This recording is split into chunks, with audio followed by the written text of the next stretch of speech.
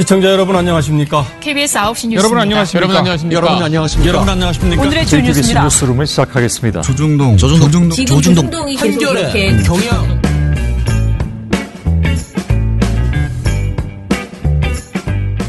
민원연의 미디어 탈곡기 395화를 시작하겠습니다.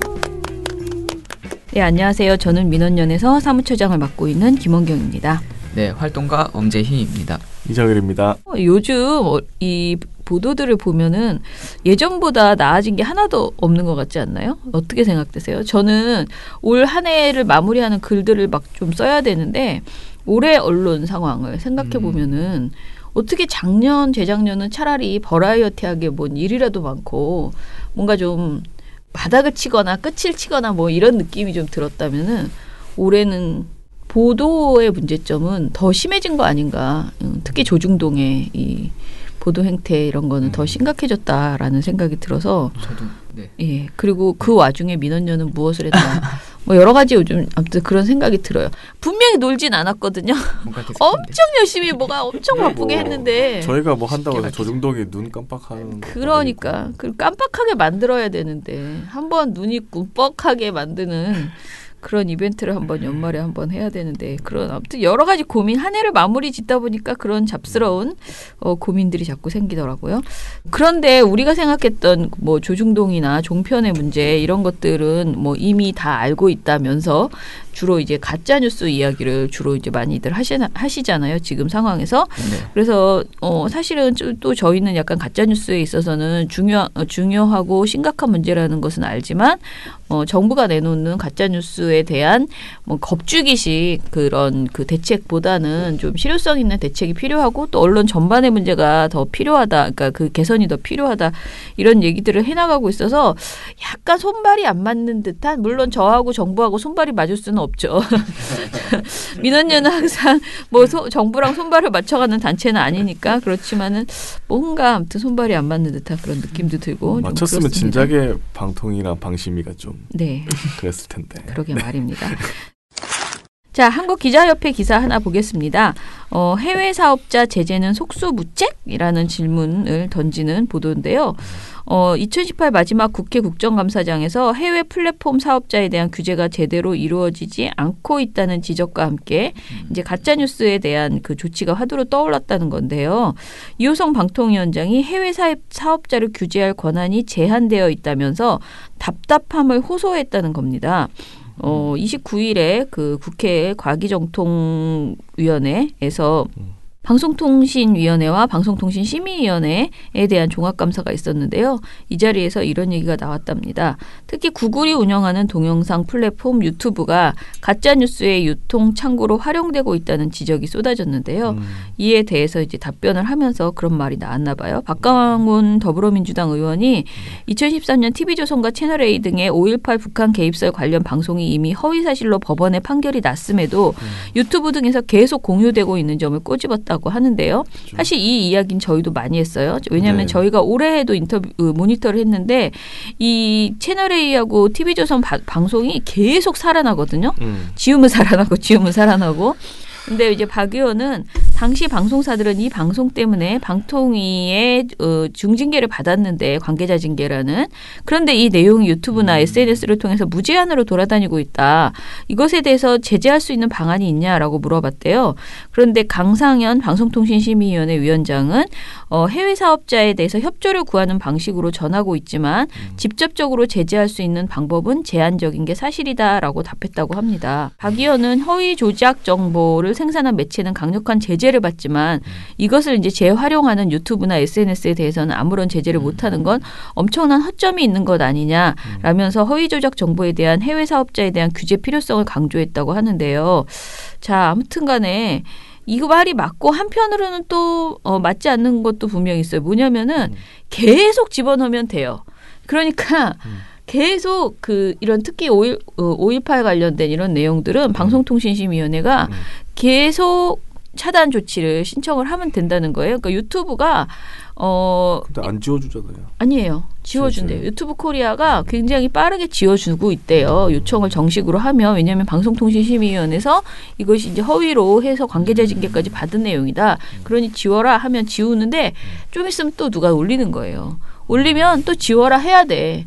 근데 이제 유튜브가 알아서 계속 이걸 인지하고 계속 아예 못 올리게 하면 좋잖아요. 근데 지금 그게 이제 안 되는 거는 사실인 것 같고요. 방송통신위원회도 정확한 입장이 사실 하나도 없고 된다, 지워준다, 유튜브 코리아가 지워준다라고 얘기하고 있고 실제로 많이 지웠고 그런데 계속 올리는 것에 대해서는 어떻게 하는지 그러면 우리는 유튜브에 대해서 무엇을 요구하지? 왜냐하면 우리가 유튜브에 저작권 관련된 거 엄청 적나라 걔네들 잘하지 않나요? 우리가 보면 뭐 좀 어디 복사해가지고 올리고 그러면 바로 올리지도 못하게 유튜브에서 막 오잖아요. 네.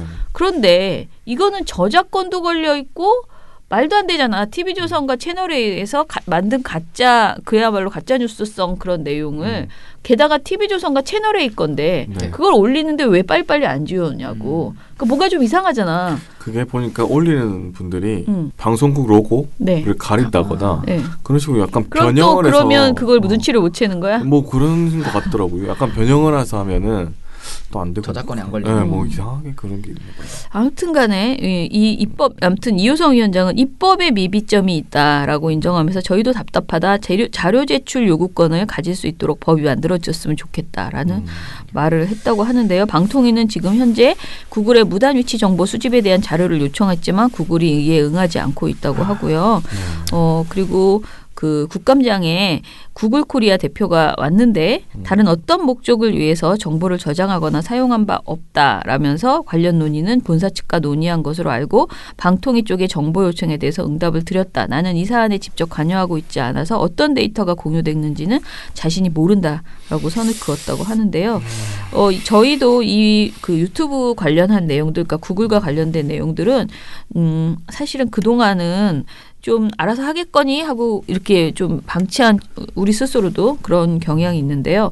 저희가 요즘 가짜뉴스 관련해서 하도 말도 많고 대책이 필요하다 그런 네. 얘기도 많고 또 우리가 또 자꾸 요즘 반대를 하고 있잖아. 뭐 대책 세우지 말아라 막 자꾸 이런 얘기를 하는데 그러니까 우리가 주장하는 거는 손을 놓으라는 게 아니에요. 있는 한도 내에서 최대한의 조치를 취하고 그러나 5.18이나 혐오 표현 이런 거 있잖아요. 명백하게 말도 안 되는 것은 재빠르게 빨리빨리 그 당연히 삭제하고 그리고 올리자마자 바로 그게 차단되는 그런 방식을 고민할 필요는 있다. 네. 그리고 이제 뭐 민원연 같은 경우에는 우리한테도 신고를 해주시면 우리가 빨리빨리 그런 것을 그러니까 신고를 해서 지울 수 있게 해준다거나 이런 작업이 계속 되면 이제 구글에서도 그리고 유튜브에서도 이제 판단을 하겠죠. 아, 이건 한국에서 지금 이 문제 되게 심각하기 때문에 치밀하게 대응을 해야 되겠고 여태까지는 좀 건성건성한 거잖아요. 이 부분에 대해서는 가짜 뉴스에 대해서는 우리가 그것까지 어떻게 해? 뭐 이런 거죠. 근데 이 부분을 저희도 대책을 고민하는 그런 팀을 좀 꾸려야 되겠다라는 지금 그런 논의를 하고 있습니다. 특이한 기사 하나 있는데요. 미디어 오늘에서 낸 건데 유튜브가 5.18 북한군 침투 영상에 정부 광고를 달았다? 도대체 이게 무슨 말입니까? 너무 어려운데? 유튜브가 5.18 광주 민주화운동에 북한군 개입을 주장하는 영상에다가 정부의 공익 광고를 배치했다. 아, 무슨 소린지 알겠다. 그런 일이 있었다는 거죠. 박광원 의원이 또 이제 얘기를 했나 봐요. 그 국정감사에서 광주 600명 북한군 정체 영상 분석 안보 강연 5.18은 폭동이고 1급 전쟁범죄다. 5.18 광주 북괴군 흔적 가두방성서 조선인민군 만세 영상에 이 제목이 이렇게 뭐 이렇게 길어. 그런 영상에다가 방송통신위원회와 국군 등 정부의 공익 광고를 배치했다고 지적했습니다. 박광훈 의원은 국민의 세금으로 유튜브에 광고를 하고 있다. 미국에서는 IS 등의 선동 영상에 미국 기업 광고가 뜨자 기업들이 보이콧을 선언했고 이후 유튜브가 광고 정책을 바꾸겠다고 했다라고 지적을 하면서요. 이거 비판했는데 존니 그 구글 코리아 사장이 문제가 제기된다면 적극 검토하겠다. 특정 규모 이상의 채널만 광고하는 등의 규정을 갖고 있다. 최선을 다하고 있다. 뭔 소리야. 아저씨 정말. 열심히 하고 계시답니다. 열심히만 합니다. 잘하지는 못하고. 지난해 테러리즘을 표방하는 IS 등 테러 단체와 백인 우월주의 단체가 유튜브에 올린 영상에 미국 기업 광고 영상이 노출된 사실이 알려져서 논란이 됐었고 이때 당시에 굉장히 많은 300개가 넘는 회사의 유튜브 광고 보이콧으로 이어졌었대요. 이후 유튜브는 알고리즘 개선, 모니터링 강화, 보고서 공개 등 대책을 마련했다고 합니다. 지난해 한국에서도 CJ의 광고가 일본에서 제작한 혐한 콘텐츠에 배치되면서 CJ가 광고 게재를 거부하기도 했고요. 그런데 당시에 구글 코리안 입장이 없었대요. 5.18 민주화운동 북한군 개입 등을 주장하는 영상을 삭제하지 않고 있는 것도 박강원 의원이 더불어 지적을 했어요. 그러니까 뭐 심각하네. 이게 우는 애한테 좀 저기 하네요. 그죠? 유튜브도 구글도. 그래서 우리는 광고 뺀다 이래. 사실은 유튜브가 그러니까 일종의 하우스잖아. 이렇게 게임을 하는 판을 벌려준 거잖아. 그런데 여기에서 지금 부정과 말도 안 되는 비리들이 있는데 그런 것들을 뭐 아주 쉬운 아주 명백하게 할 수 있는 뭐 저작권이나 이런 것만 지금 하고 정말 부적절하고 혐오와 이런 것을 조장한다거나 명예훼손 아주 심각하거나 이런 것들에 대해서는 굉장히 이제 표현의 자유 운운하면서 유튜브가 굉장히 느리게 대응하고 제대로 모니터도 안 하고 뭐 이런 것은 분명히 문제가 있는 거죠. 자, 이런 것들을 같이 이야기를 했다고 합니다. 미디어오늘 기사인데요. TV조선이 강적들을 버라이어티 쇼라고 분류를 해놨다는 겁니다. 종합편성 채널 재승인 점검 과정이 있었는데 이 과정에서 종편이 지금 프로그램 원래 이 종합편성 채널 재승인 그 점검 과정에서 이게 반드시 필요해요. 그러니까 특정 장르 편성 비율 제한을 그 재승인 조건으로 부과했어요. 이게 무슨 소리냐면 시사 프로 너무 많이 하지 마라라는 거예요. 네. 시사 프로를 너무 많이 하잖아요. 종편이. 그러니까 드라마랑 버라이어티 쇼랑 뭐 이런 재미난 것도 좀 예능 이런 거 좋은 거 종합편성 채널이죠. 네, 종합편성 좀 해라 이런 의미예요. 그런데 미디어오늘이 김성수 더불어민주당 의원실을 통해서 방송통신위원회로부터 제출받은 종편 편성 점검 현황을 보니까 어처구니 없이 TV조선이 강적들을 버라이어티 쇼로 분류해서 제출했다고 합니다. 근데 제가 이런 이야기를 이전에부터 계속 지적을 이제 해왔는데요. 이번에 재승인 할 때는 지난 2017년인가요? 그러니까 2016년 3월에 재승인할 때는 방송통신위원회가 뭐라고 했냐면은 이번에는 그렇게 지네들 마음대로 엉뚱하게 갖다 집어넣을 수 없다. 이번에는 우리가 정말 꼼꼼하게 점검해서 말 같지도 않은 분류를 하면 다 바로 잡겠다라고 분명히 저는 들었어요. 네. 그러니까 왜냐하면 예전에도 사실은 이 장난은 TV조선뿐만 아니고요. 사실 지상파들도 예전에 많이 했어요. 그러니까 이게 몇 퍼센트를 넘으면 안 되는데 또 지상파는 예능을 너무 하고 싶은 거야. 예능에 돈이 잘 들어와. 그 예능을 너무 하고 싶은데 또 그 퍼센트가 있거든요. 그러면 막 예능인데 교양이라 그러고 이런 경우들이 많았어요. 그래서 이거를 이렇게 자발적으로 내거든요. 분류를.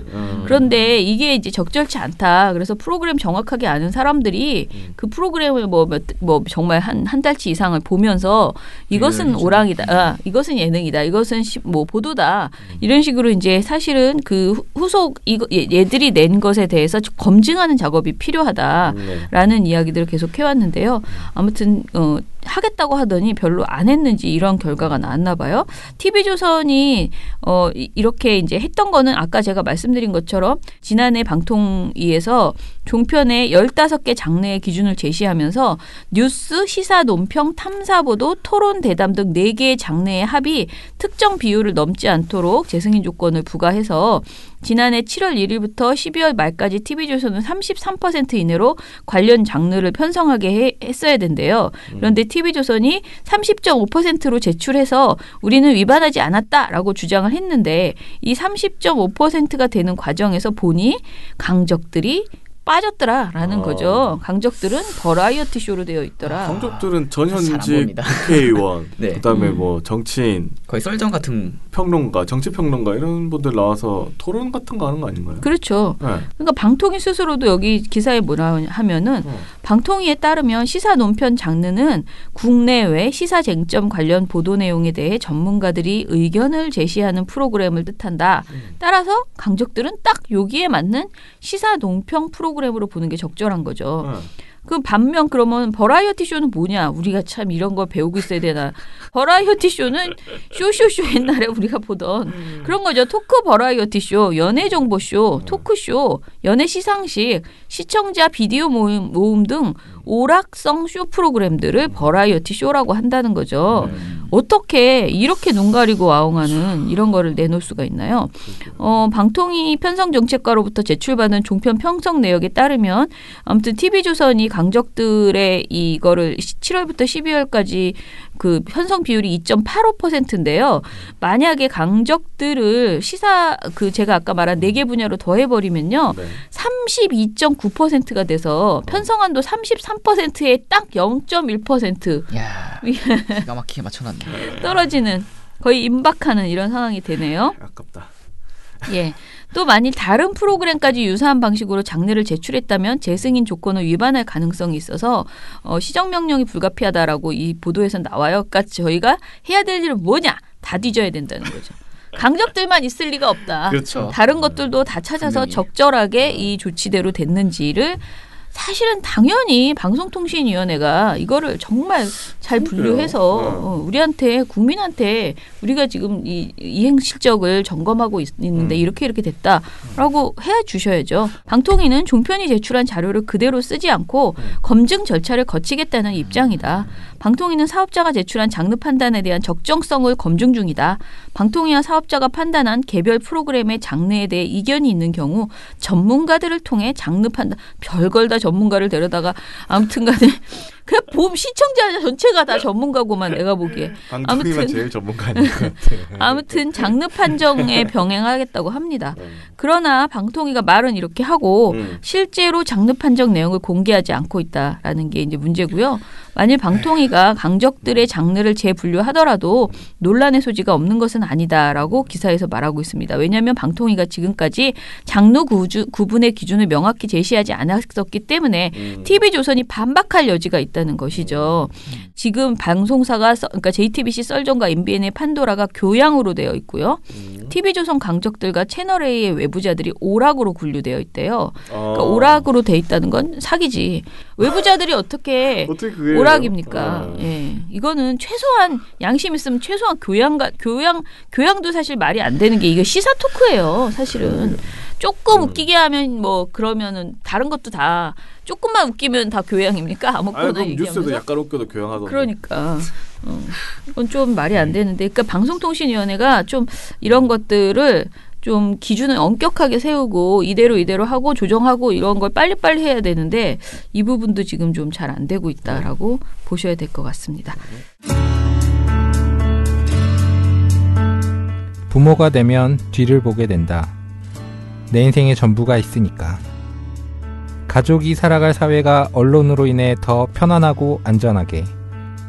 우리 가족 첫 번째 시민단체 민주언론시민연합. 오늘 신문 모니터 들어보겠습니다. 네.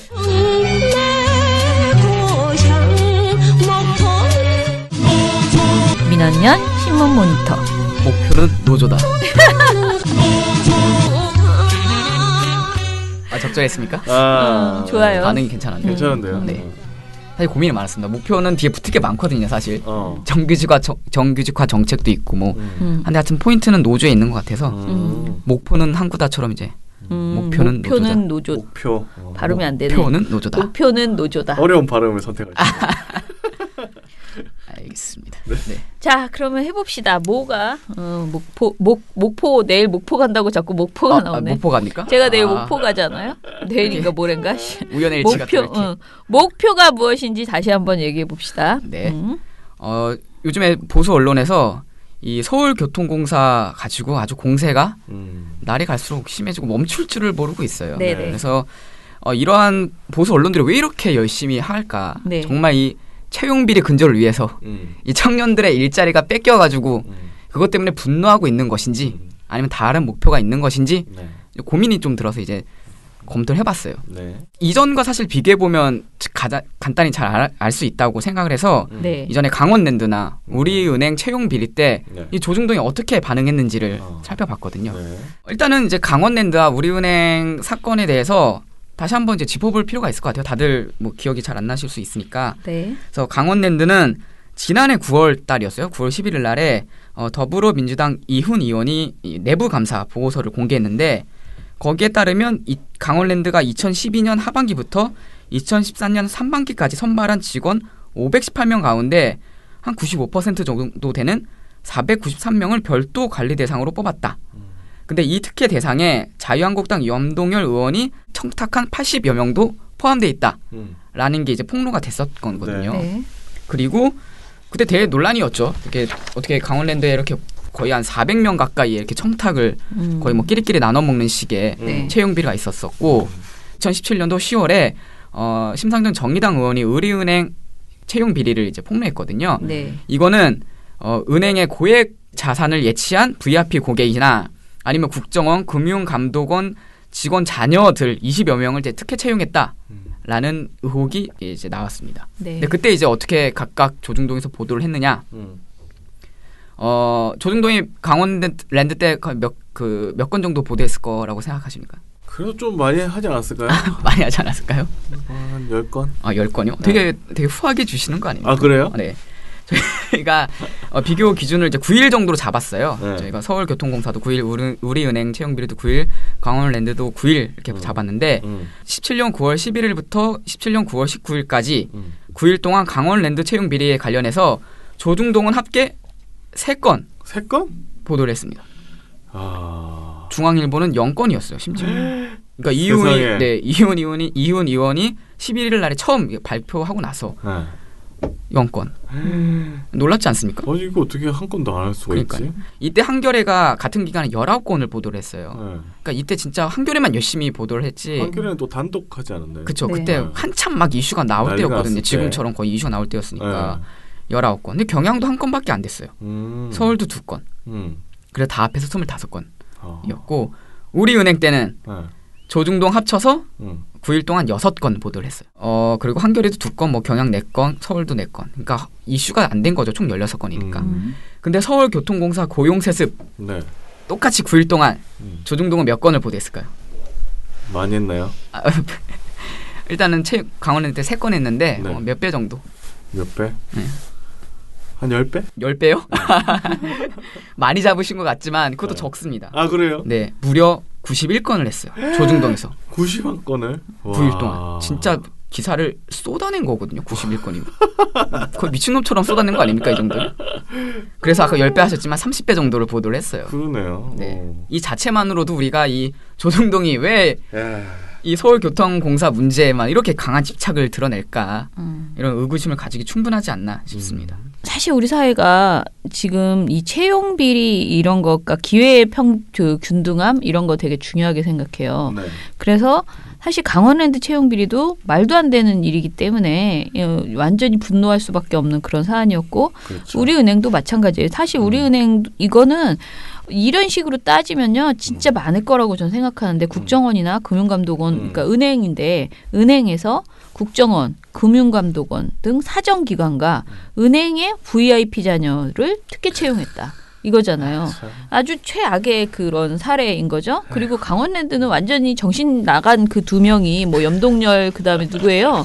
권성동 이런 사람은 자기 정말 아는 사람 자기 그동안 자기가 부려먹던 그 보좌관들 뭐 해서 다 때려 넣어가지고 진짜 무슨 그 사람들 아니고 막 몇십 명씩 그러니까 그렇게 했던 말도 안 되는 그런 일을 이제 한 건데 이렇게 심각한 일을 벌렸을 때 조중동은 정말 관심이 없었다 이거죠. 3건, 6건 이렇게 관심이 없었는데 왜 갑자기 이렇게 정의감에 불타올라서 서울교통공사 채용 비리를 이렇게 고민을 많이 했느냐. 이거는 정상이 아니다라는 얘기를 하고 싶었던 거예요. 그러니까 이게 사실이라 하더라도 모든 것이 의혹이 아니고 다 사실이라 하더라도 다른 우리은행이나 강원랜드 때에 비하면은 언론이 이상하다라는 그러니까, 거는 분명하게 말할 수 있는 거죠. 그렇게 치면 강원랜드나 우리은행 비리 때 그만큼 보도를 했다면 같은 지금도 약간 비슷한 정도로 뭐 해봤자 몇 건 안 되게 그렇게 해야 되는데 그러니까 확인된 것만 해야 되는 거죠 사실은.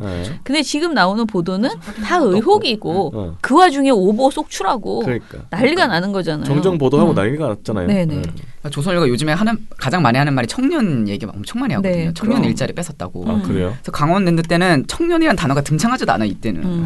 얼마나 가식적이에요 이게 진짜. 조선일보가 좀 진짜 청년 아이고. 일자리를 걱정해서 좀 그러겠냐 이런 의미는 드는데. 필요할 때만 걱정하는 거죠. 그럼요. 이 도대체 그러면 얘네들 왜 다를까? 네. 그거를 이제 이 조선일보가 쓴 사설을 보면 아주 그냥 네. 명확하게 아주 드러나거든요. 네. 그러니까 18일 사설에 이런 게 있었어요. 서울교통공사 친인척 잔치 정부 시 노조의 합작 비리. 여기서 현 정부는 출범 이후 비정규직 정규직 전환, 최저임금 인상 같은 친노조 일변도 정책을 펴왔다. 서울시는 작년 7월 11개 투자 출연 기관의 무기계약직을 정규직으로 전환하겠다고 선언해 이번 서울교통공사의 고용세습을 촉발시켰다. 라고 해요. 아니 왜 정규직 전환이 이 고용세습을 촉발시켰다라는 주장 자체도 되게 납득이 안 가지 않습니까? 이게. 그렇죠. 어쨌든 문제가 있으면은 그 문제 있는 사람을 뭐 처벌을 한다든지 시스템을 고치면 되는데 정규직 전환 자체가 문제다라고 하면서 정부와 지자체와 노조가 편을 짜서 국민 지갑을 털고 기업의 등골을 빼먹는 상황 이렇게 적나라하게 비방을 합니다. 그러니까 아주 구체적인 사실관계가 밝혀지지도 않았는데 뭐 민주노총, 정부, 지자체를 싸잡아서 국민의 적으로 만들고 사태의 원인을 정규직 전환으로 삼는 거잖아요. 이게 목적이죠. 사실 목표는. 정규직 전환 자체가 문제다. 그것도 있고 노조 혐오를 부추기는 것도 있고 이런 걸 목표로 삼으니까 강원랜드 때는 조용하고 있다가 이 고용세습 때는 이제 저번 방송에도 얘기했지만 거의 꽃놀이패를 들고 연일 이렇게 보도를 쏟아내고 있는 겁니다. 이거 노조와 정부를 공격하는 수단으로 거의 이용해 먹고 있는 거라고 봅니다. 네. 그러니까 강원랜드랑 우리은행은 노조라는 이야기가 없었다는 거. 네. 깊게 관여가 안 돼 있었고 정규직 전환 정책과도 사실 관련이 없었고. 아니 그렇게 치면 서울 교통공사는 노조랑 관련이 있어요? 그것도 사실 밝혀진 게 없어요. 그러니까 도대체 민주노총 관계자가 몇 명이냐 그 친인척 중에 그 108명 중에 그것도 아직 사실 나온 게 없거든요. 그러니까 아무것도 없는데. 그러니까요. 근데 그거에 대고 벌써 이미 민주노총 거의 108명 다 민주노총 관계자예요. 아니 정정 보도까지 하고. 이런 상황입니다. 자, 그래서 뭐 사실은 이런 보도들이 제가 보기에는 매일매일 하나씩 더 나오는 것 같죠. 네. 그러니까 우리가 모니터를 안 하는 사이에도요. 저희가 이걸 계속 모니터하는 게 아니거든요. 우린 지금 다른 거 하느라 바쁘시잖아요. 그런데 그래서 좀 우리가 좀 약간 주저주저하고 있는 사이에 거의 매일 비슷한 보도들이 추가돼서 더 나오고 있어요. 그래서 너무 많습니다. 네, 진짜 정말 너무 많다라는 말이 딱 맞는데요.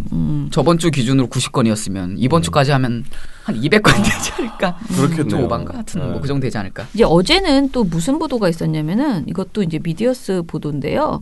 조선일보가 IT 업계 노조 설립을 두고 노조 혐오를 조장하고 나섰다라는 건데 조선일보가 민주노총 산하 노조 설립으로 경영에 차질을 빚을 것이다라고 추측을 했어요. 그러니까 그 네이버가 노조를 만든 것에 대해서. 그런데 조선일보의 노조 혐오는 언론사들이 맨날 하는 말이 뭐냐면 제3자 개입 금지 이래 햇소리 지네들이 해가면서 제3자는 빠져라.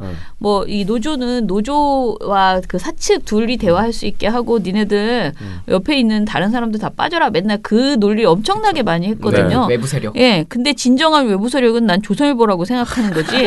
왜냐면은 왜 노사가 싸우지도 않고 있는데 거기 껴들어가지고 자기가 이 난리냐고. 일단은 조선일보가 29일에 민노총 지휘받는 네이버 노조 요구사항만 124가지라는 기사를 냈어요.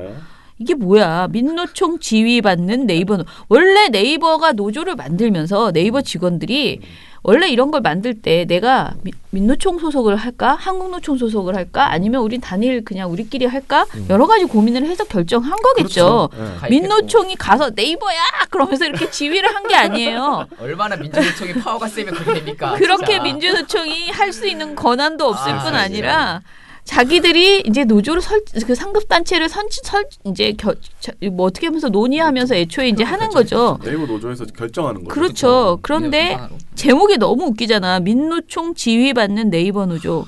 라고 했고요. 네. 그러면서 조선일보가 이제 이 카카오 노조를 설립 소식을 전하면서 지난 4월 네이버, 지난달 넥슨, 스마일 게이트에 이어 인터넷 게임 업체에 네 번째 민주노총 노조가 생겼다라면서 엄청 걱정을 늘어놓으면서 카카오 노조 크루 유니언 역시 다른 업체처럼 강성인 민주노총 화학섬유식품산업 노조 소속이다.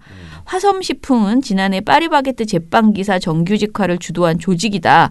이러면서 민주노총과 카카오 노조 사이에 다리를 놓아준 것은 네이버 노조였다.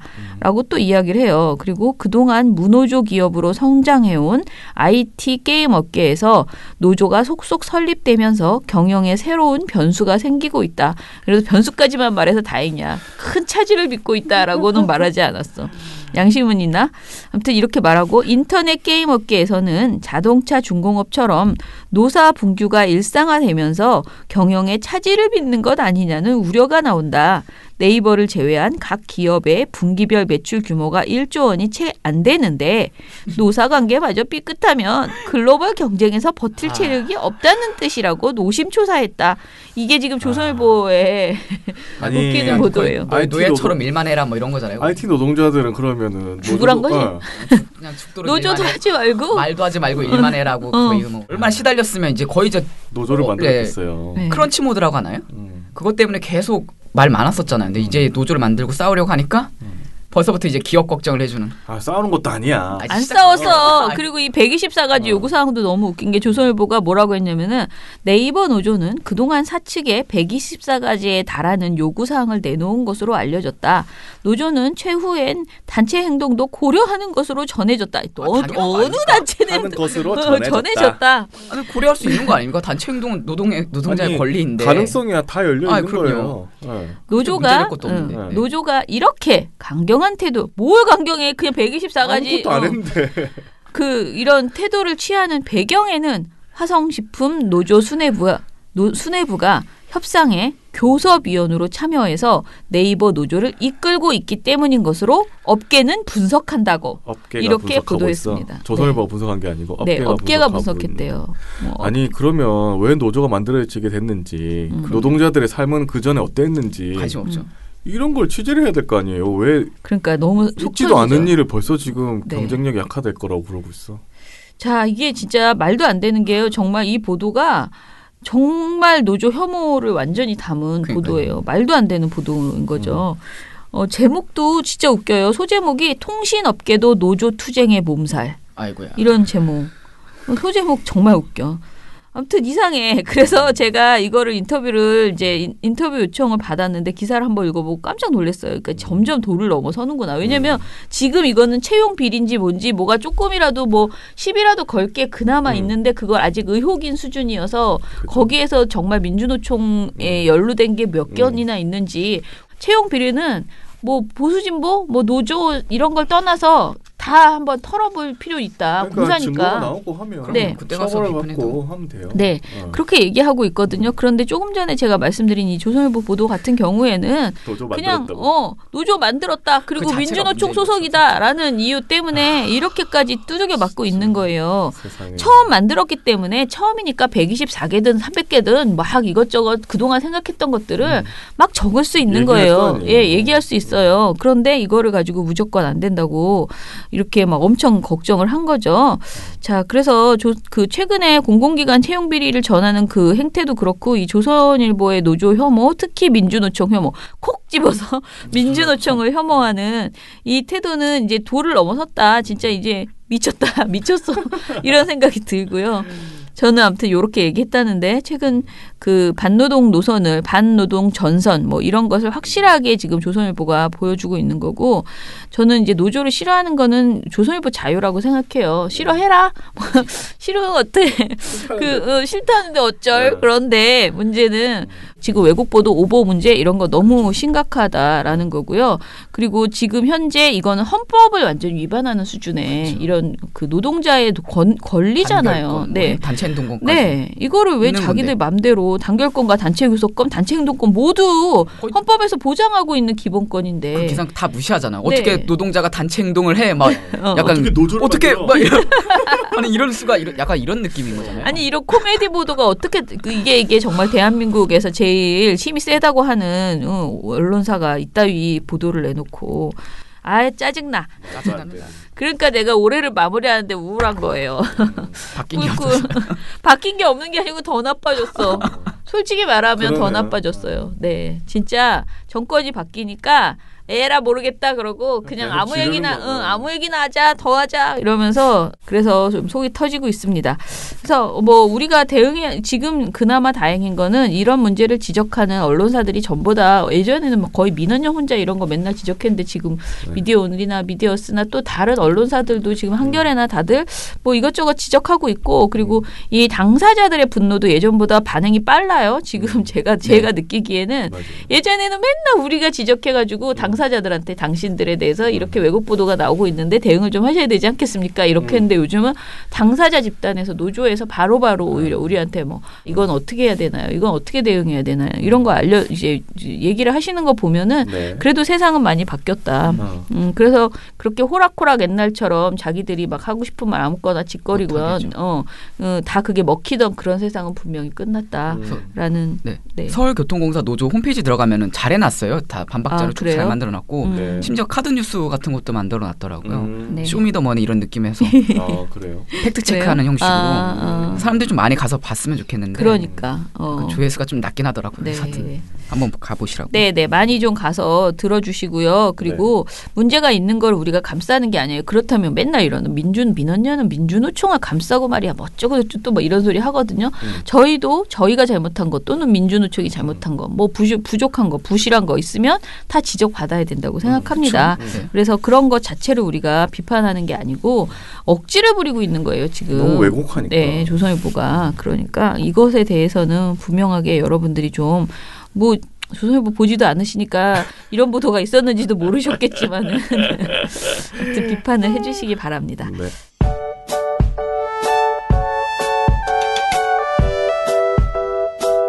사람들에게 민원연의 이름을 보여줬을 때 대부분 올바른 언론이 사회에 자리 잡은 멋진 삶을 연상했습니다.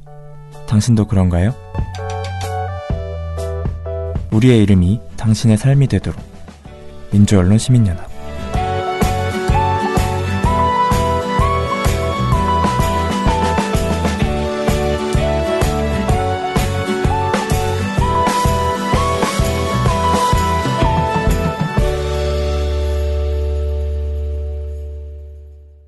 미령곰태님, 어제도 잘 들었습니다. 저는 부동산 전문가는 차라리 우리 민원연의 모니터 팀장이자 부동산 사장님의 아드님인 BW가 사는 게 낫다고 생각하네요.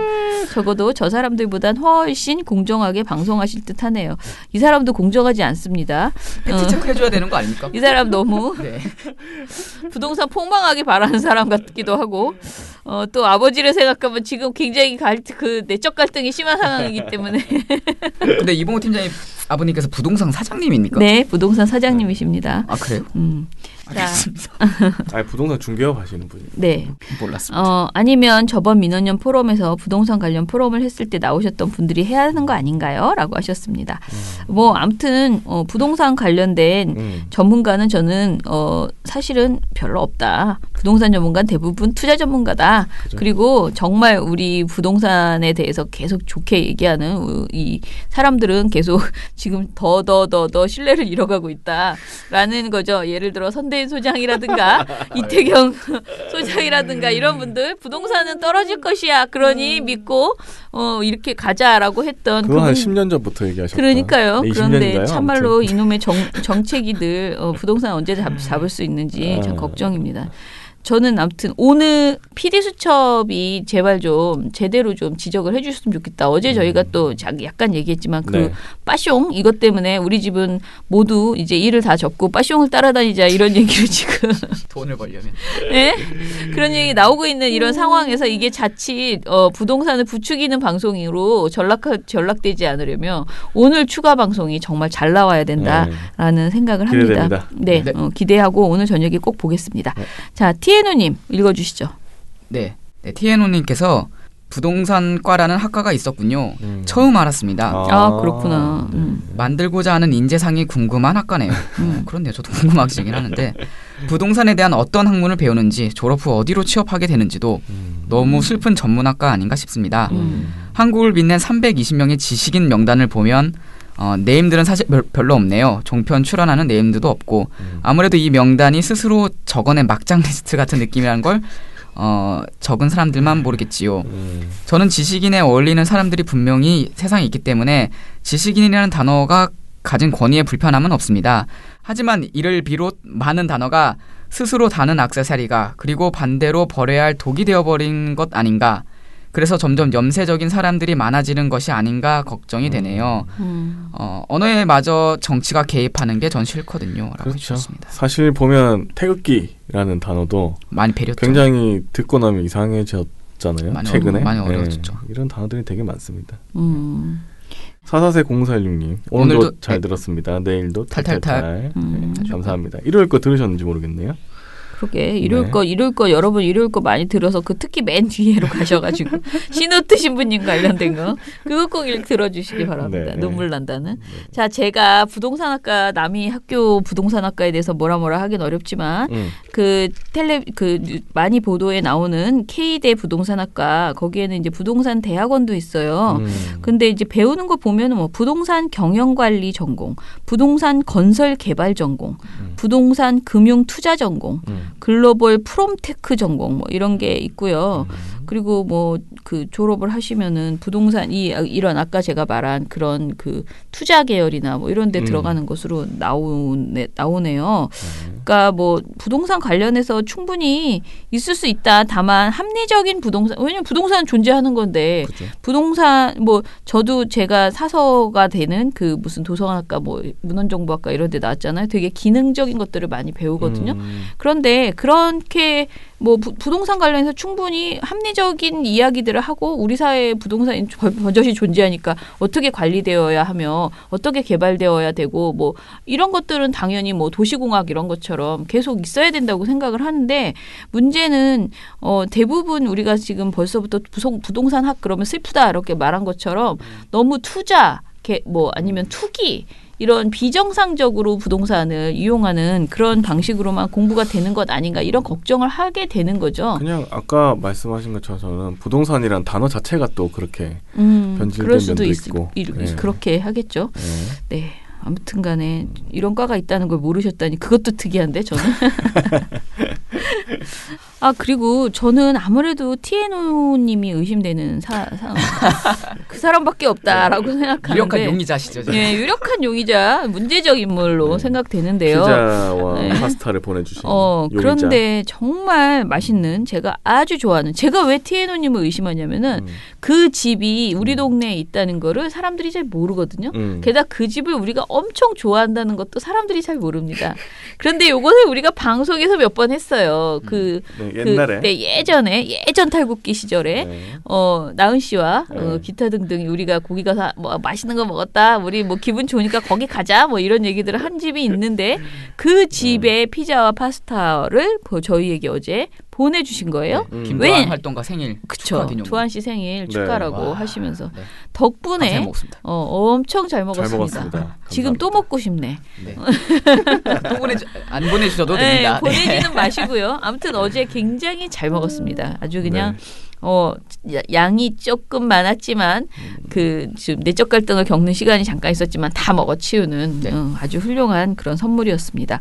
두한 씨가 워낙 묵뚝뚝해서 이렇게 막 감동의 그런 모습을 보이지는 않았어요. 약간 그 로봇설이 지금 있기 때문에 두한 씨는 돌아가면서 로봇설이 도는 거 같아요. 그렇죠. 그러나 지금 최고의 로봇은 여기 이정희. 저는 약간 AI설. AI설. 두한 씨가 약간 뭐 이렇게 표정이 없어요. 별로 감동도 없고 그런데 어찌됐든 자기 생일이라고 이렇게 또 우리 회원님이 선물도 이렇게 보내주시고 파티도 같이 하고 그래서 아마 좋았을 겁니다. 토요일 방송에 본인의 애절한 심정을 한번 들어보겠습니다. TNO님 감사합니다. TNO님이 아니라면 그 누구든지 간에 어쨌든 매우 감사합니다. 감사합니다. 잘 먹었습니다. 예, 민원연의 미디어 탈곡기는 내일도 열심히 털어드리겠습니다. 탈탈탈 안녕. 네, 오늘 뉴스데스크 마치겠습니다. 청년에게 꿈과 희망을 채널 A가 함께합니다. KBS 뉴스 오늘 순서 모두 마치겠습니다. SBS는 앞으로도 끝까지 파헤치겠습니다. 오늘 8시 모두 마치겠습니다. 시청해주셔서 고맙습니다. 뉴스팔 여기서 마치겠습니다. 저희들은 내일도 최선을 다하겠습니다. 여러분 고맙습니다. 탈탈탈 안녕. 우리 아빠는 슈퍼맨이에요. 종편 막말 패널들도 퇴출시켰고요. 보도지침 책도 만들었고요. KBS, MBC 적폐의 사진도 퇴출시켰고요. 언론교육도 하고요. 매일매일 방송과 신문을 감시해요. 너희 아버지 뭐 하시는데? 민원연 후원해요. 언론을 정상화시키는 확실한 길. 한 달에 10,000원 민원연 후원으로 가능합니다.